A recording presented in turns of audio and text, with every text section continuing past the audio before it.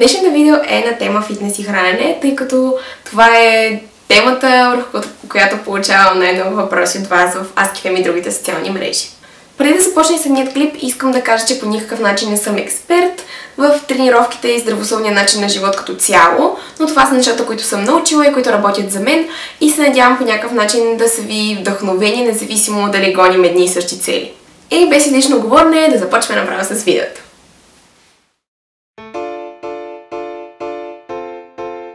Обикновено хапвам нещо малко преди тренировка. Плодовете са добра опция, защото ще доставят на организма ви бързо енергия. Да ям по-малко от 15-20 минути преди тренировка, за да не ми бъде тежко.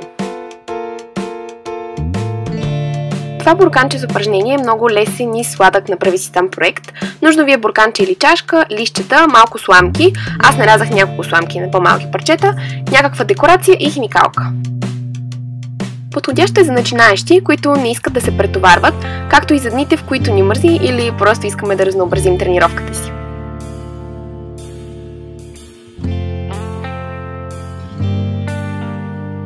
На малките листчета напишете различни упражнения за всяка част от тялото, като запишете брой от повторения и серии, които искате да направите.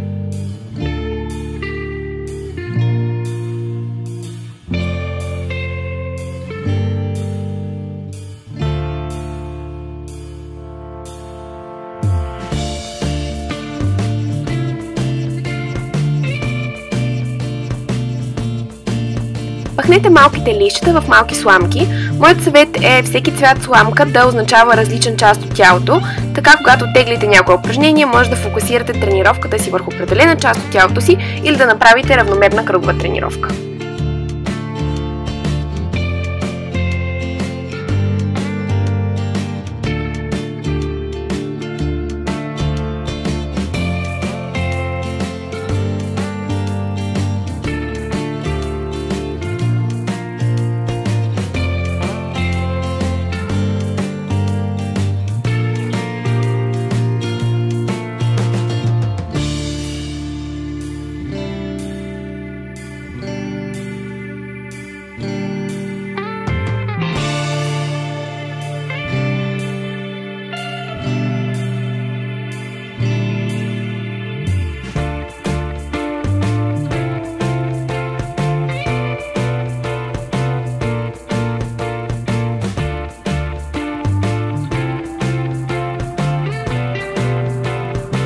Стретчингът е изключително важен за възстановяването на мускулите след тренировка.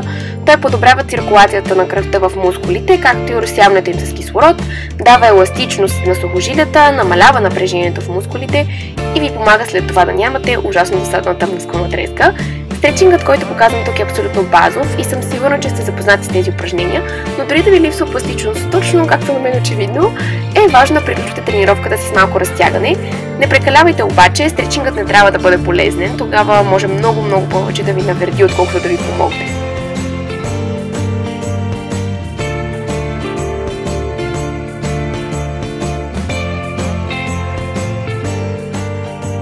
Знам, че мненията за този тип добавки са доста противоречиви и не искам да ви убеждавам каквото и да е, просто споделям това, което аз правя. Опитвам се да кача около 2-3 кг в момента, които бях свалила покрай стреса заради кандидатстването, ученето и какво ли още не. И знаете, че за да може организмът ни да гради мускулна тъкан, му трябва две основни неща. Това са стимул в лицето на тренировката и градивен материал, т.е. аминокиселините, до които се разгражда протеинът. След като си изпия сладко шейкът, вече си похапвам нещо наистина голямо и стабилно, тъй като макар и че не ми речи, много обичам да ям. Надявам се, че видеото ви е харесало. Ако ви е харесало, дайте палец нагоре. Ако пък не ви е харесало, можете все пак да му дадете палец нагоре, заради факта, че се снимах по тениска на около 10 градуса и им беше ужасно студено. И защото доста ме беше срам от всичките хора, които бяха през това време на стадиона. И ме беше срам на други неща. Като цяло си имах своите предизвикателства, правейки това видео за нас пред Клими, който в момента е зад камерата и също снима. Също така запитаха да ни изгонят от стадиона, защото се оказа, че всъщност се плаща, за да сме там. Така че бяхме малко над закона. Всичките кадри, които са на тревата, са незаконните, че това е много лошо.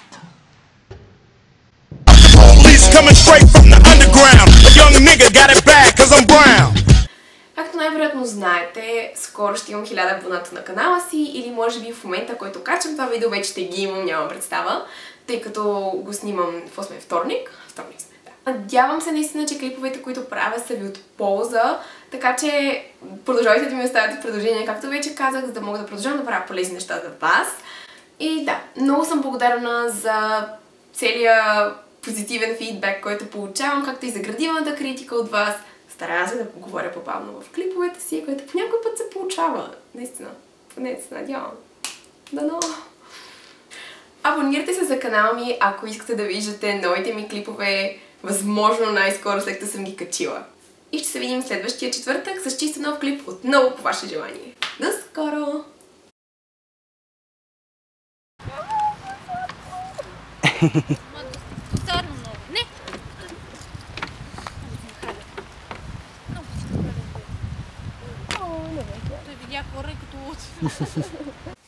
Здравейте!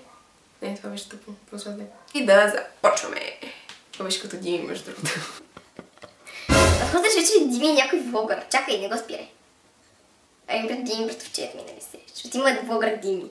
Има Дими Каск. Не съм го гледала, има такъв влогър. Тук ще тъглай.